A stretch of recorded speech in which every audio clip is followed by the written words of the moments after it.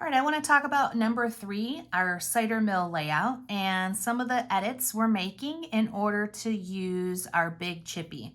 This is layout from July of 2016, and because I knew I wanted to use this chipboard, I actually looked for a layout that it would work perfectly with.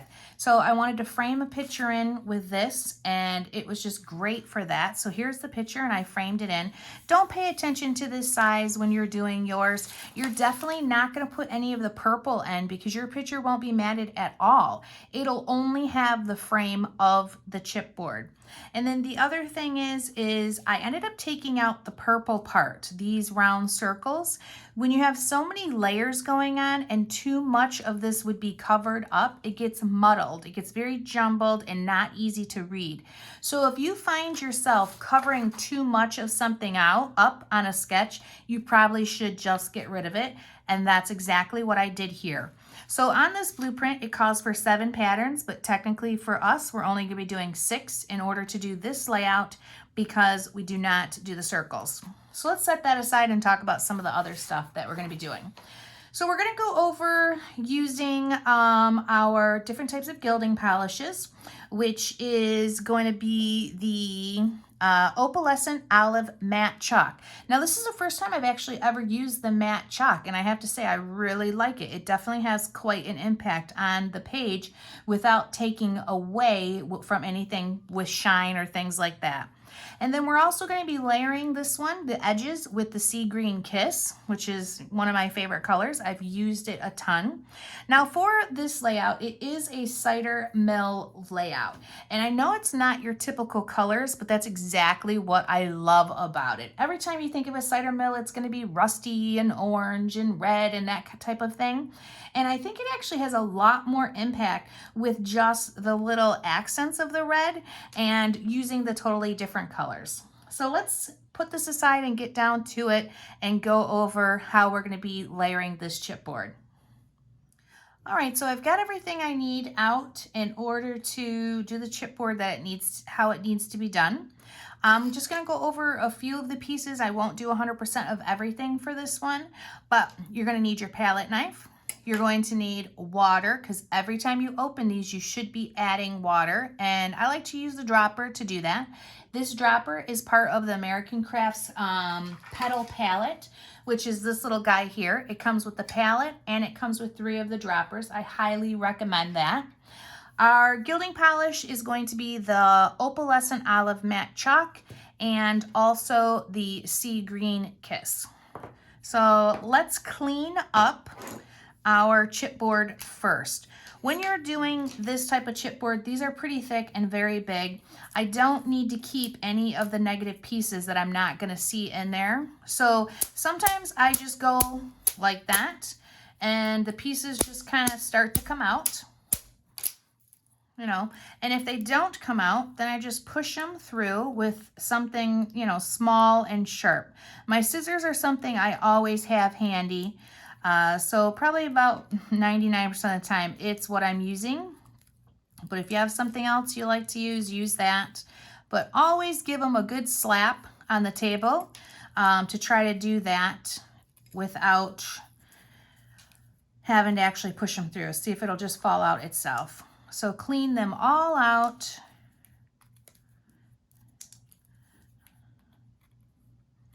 All right. And once you've got it all cleaned out like that, you're ready to cover it. I'm not going to do this piece just because I don't feel I need to do them all for you guys. So let's get rid of that. Set our chip piece down. On these, I like to add a little bit of adhesive, even though this paper I'm using, nothing likes to stick to it.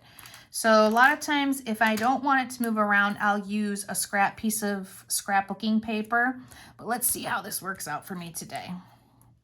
Okay, these are my silhouette mats, so they're actually pretty slick. But I like to glue them down so they don't move. Now, the opalescent chalk is actually much runnier than any of the other ones, which didn't seem to be a problem at all.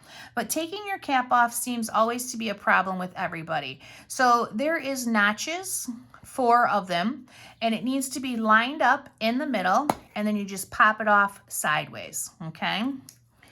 So take the top off and see how this is a much runnier consistency than your other ones. Again, I'm still going to add water to this because I like to add water to them to make sure they don't get too hard for me to use them the next time. And I've already added water to this because I've used it once before when I did the layout. So just like the rest of them, push it into the sponge and pull it off. These are really, really wet, so make sure you are pulling it off. And then for these, I'm just gonna kind of brush and twist like I usually do. There's so many holes that you just can't go back and forth. If you do, you're just pushing too hard and it gets in to the spots where you don't want it. So we're definitely going to, and as it starts to get dirty from picking up the burnt edges, make sure you're adding more gilding polish. With this, we're gonna do at least 3 coats for the chalk because it is different. And 3 coats is about what I do for the regular gilding polish. The glitter, I do at least 4 coats. I'm not sure why I'm going back over the same spot because really you should do all the way around and then start where you stopped or start where you started. All right.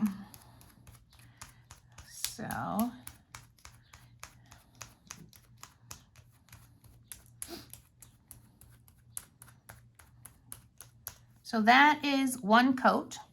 And it's pretty opaque. You can still see some of the chipboard color coming through, and that's not what I want. When I'm done with this, I want it to look exactly like it does in this paint palette thing. Paint pod. So I'm gonna start here, I'm gonna work my way around, try to be methodical about this instead of skipping all over. And even the second coat, you can see how it just starts to cover a lot better.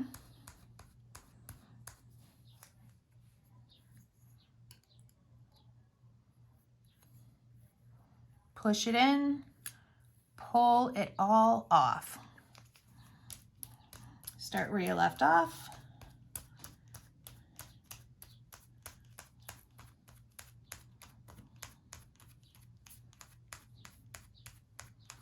I really like the flatness of this. I was surprised. We got these back in the spring or early, maybe earlier in the year, and I wasn't super excited about them because I was like, yeah, you know, chalk color. I like that little bit of shine. I like sparkle. You guys know that. And then once I opened it up, well, once I held it up to the paper, I was like, oh, that's a good color. And then when I opened it and used it, I was like, okay, this is a lot more, this is really nice. I was super surprised. I thought I wouldn't like it because I love sparkle and shine. Yeah, and 3 coats is fabulous. I won't need any more after this. So you're gonna cover this square one and you're gonna cover the border one once you clean it out with the olive chalk, and then we're gonna go over the edges with the glitter.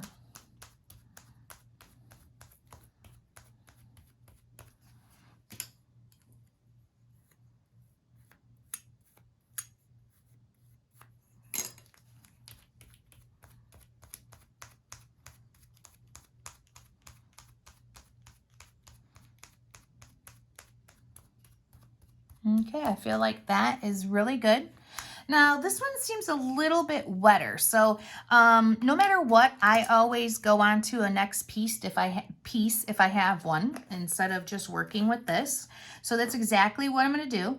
I'm going to take this piece and I'm going to set it aside. And it stayed pretty glued to that, so that was happy, made me happy. Set it over here, let it dry, and I'm gonna work on the cider mill words. So with these guys, I didn't use the chalk on them. I only use the Sea Green Kiss gilding glitter gilding polish. Yikes. And make sure you always take this off before you unscrew it. So line it up between the 4 notches. You can see 1, 2, 3, 4. Pull sideways, pop it out of there, and then you can take your lid off. I'm gonna need a new one of these soon. I'm gonna clean this sponge off, even though it's green, or not sponge. I'm gonna clean my palette knife off just with a napkin, and then load it up. Push, push, push it in, and pull it off. Now the cider mill words, I'm gonna cover the whole thing.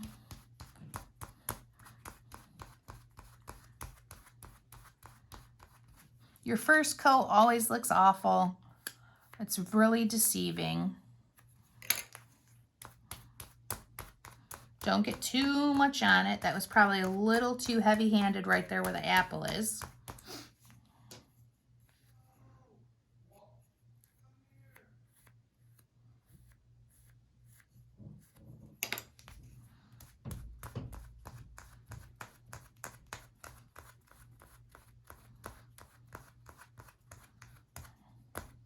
Okay, now we're going for coat number 2. I'm going to do 4 coats of the glitter, just so I know it's 100% covered and there's nothing, no brown showing through.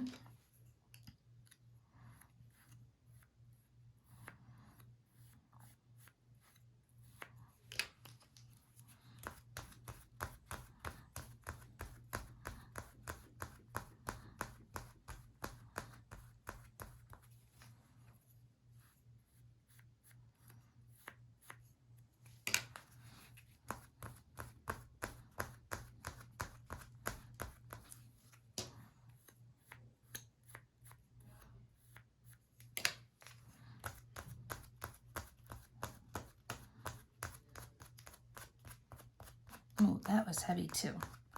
Oh, I'm in a hurry. Okay, one more.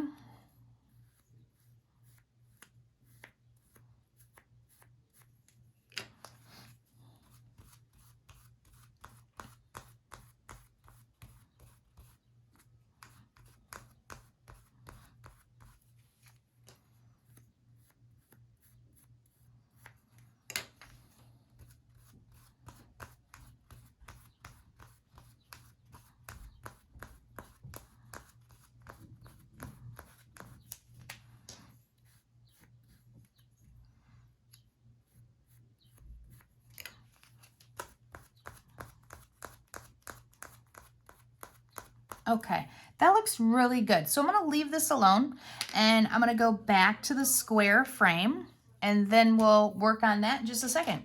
So on the square frame, you can see the chalk has dried, so it looks pretty good, slightly tacky, but it's dry. And it's just a really flat color, which looks really nice and very different. But I wanted to give it a little splash of something, something. So we're gonna do some of the edges with the Sea Green Kiss.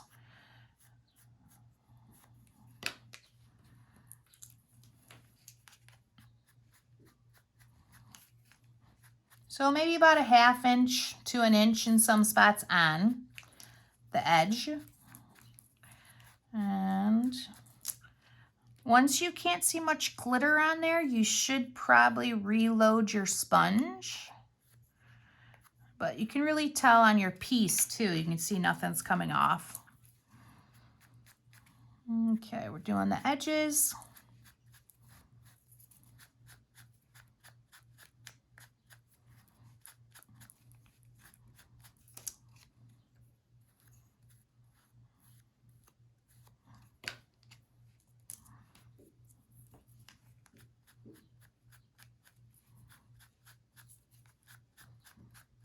I do enjoy doing this. I think it's pretty relaxing.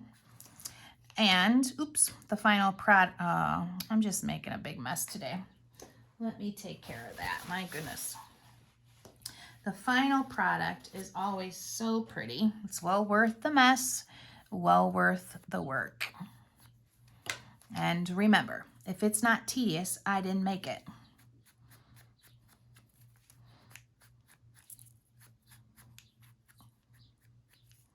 And if you get a little too much in some of these spots, you can just kind of clean them off. All right, so that's one row around. So now we're going to start round 2 for coverage.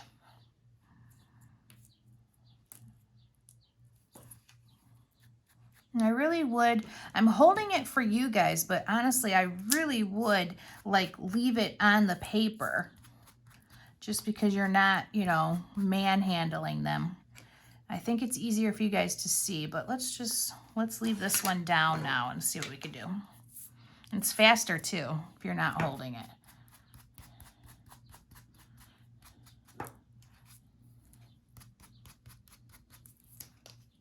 Much faster, much easier. Load it up.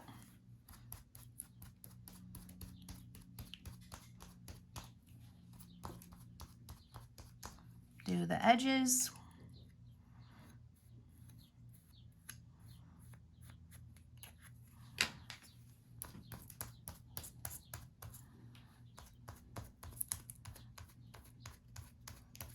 Okay, there's round 2. Let's do round 3.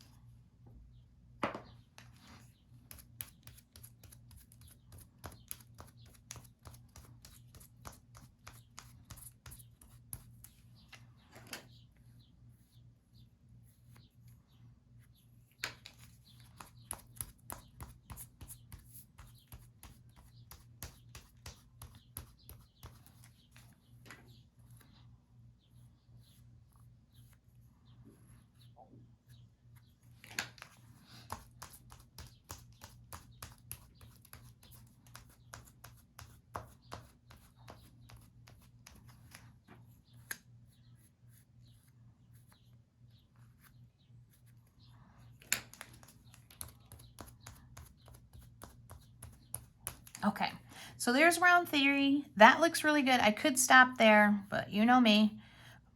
Always 4 coats with the glitter. So I get the ends really, really covered, and then it kind of fades in.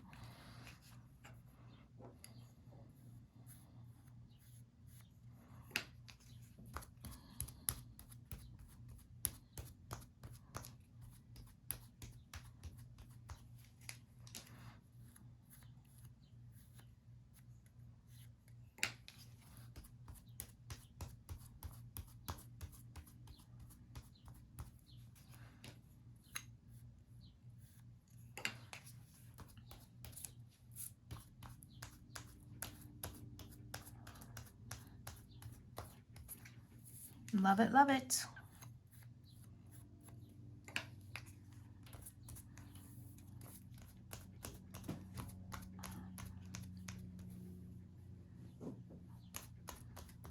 Okay, this might have slid down a little. Sorry about that if I'm off there a little bit.